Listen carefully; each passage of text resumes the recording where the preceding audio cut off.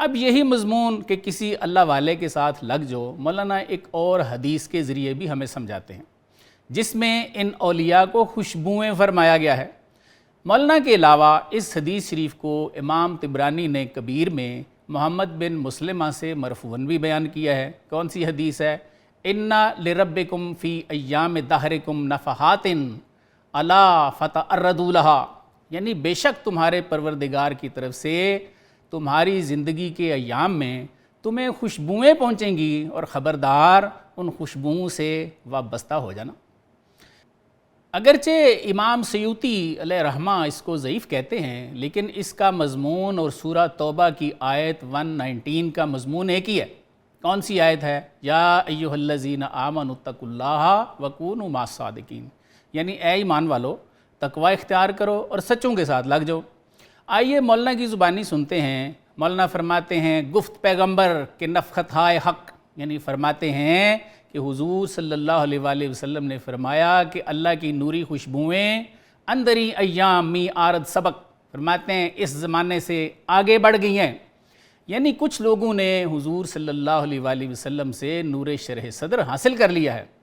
آگے کیا فرماتے ہیں؟ گوش ہوش دارید این اوقات را، کیا فرمایا سرکار نے کہ اپنی زندگی کے اوقات میں ہوش کے کان لگائے رکھنا، در ربائد این چنی نفحات را، اور یہ نوری خوشبو، یہ نور شرح صدر ضرور حاصل کر لینا، یعنی جو اللہ کے پاک لوگ آپ کے زمانے میں ہوں گے ان سے وابستہ ہو کر، ان صادقین کے ساتھ لگ کر یہ فیضان نور ضرور حاصل کر لینا۔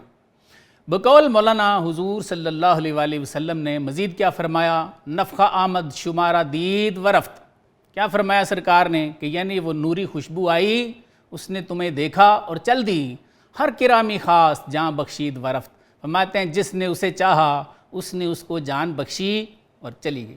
یہ ہے ان خوشبوؤں کی سنت کہ جو ان کے پاس گیا، ہدایت طلب کی، اس نے ہدایت حاصل کر لی اور خوشبوئیں روانہ ہوگی۔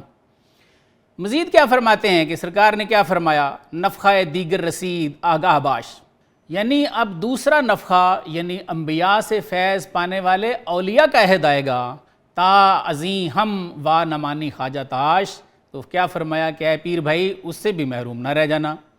آگے مولانا لکھتے ہیں جان آتش یافتزاں آتش کشے، فرماتے ہیں مولانا کہ جہنمی لوگوں نے ان نوری خوشبوؤں سے اپنی جہنم کی آگ بجھانے والا پانی حاصل کر لیا۔ جان مردہ یافت عزو جنبشے، اور فرماتے ہیں کہ مردہ جانوں نے ان سے زندگی پالی۔ آگے فرماتے ہیں تازگی و جنبش طوبہ استیں، فرماتے ہیں کہ اولیاء کا نور شرح صدر، ان کی یہ نوری خوشبوئیں ایسی تازگی اور زندگی دیتی ہیں جیسے طوبہ کا جنتی درخت دیتا ہے۔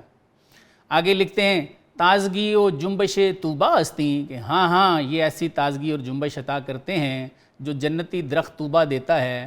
ہم چو جنبش ہائے ہلکا نیستیں، فرماتے ہیں یہ مخلوق کی جنبش جیسی نہیں ہے، گرد رفت در زمین و آسمان۔ آگے مولانا فرماتے ہیں کہ اگر اولیاء کا یہ نور شرح صدر زمین و آسمان پر پڑ جائے، زہر شاں آب گردد در زماں، تو فرماتے ہیں کہ فوراً زمین و آسمان کا پتا پانی ہو جائے۔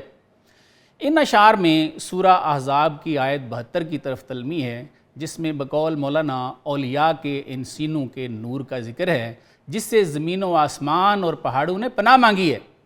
کیا آیت ہے سورہ احزاب کی؟ انا ارزنا الامانتا علی السماوات والارض والجبال الی آخری، ترجمہ پیش کرتا ہوں، یعنی بے شک ہم نے آسمانوں اور زمینوں پہاڑوں پر یہ امانت پیش کی تو انہوں نے اس کے اٹھانے سے انکار کیا اور اس سے ڈر گئے، اور انسان نے اس امانت کو اٹھا لیا، بے شک وہ زیادتی کرنے والا بڑا ہی نادان ہے۔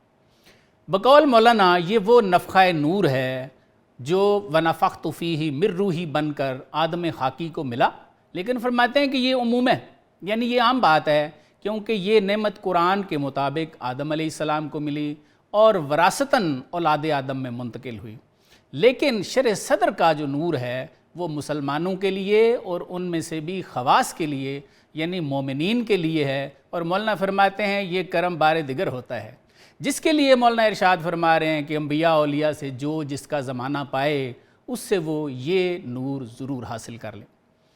اس سے آگے مولانا پھر اس چیز پر بھی افسوس کا اظہار فرماتے ہیں کہ ہم میں سے اکثریت دن رات اپنی تن پروری اور نفس پرستی میں مصروف ہے اور روح کے لقمان کو ہم نے گروی رکھ دیا ہے۔ لیکن اس کی تفصیل ہم جانیں گے ایک چھوٹے سے وقفے کے بعد۔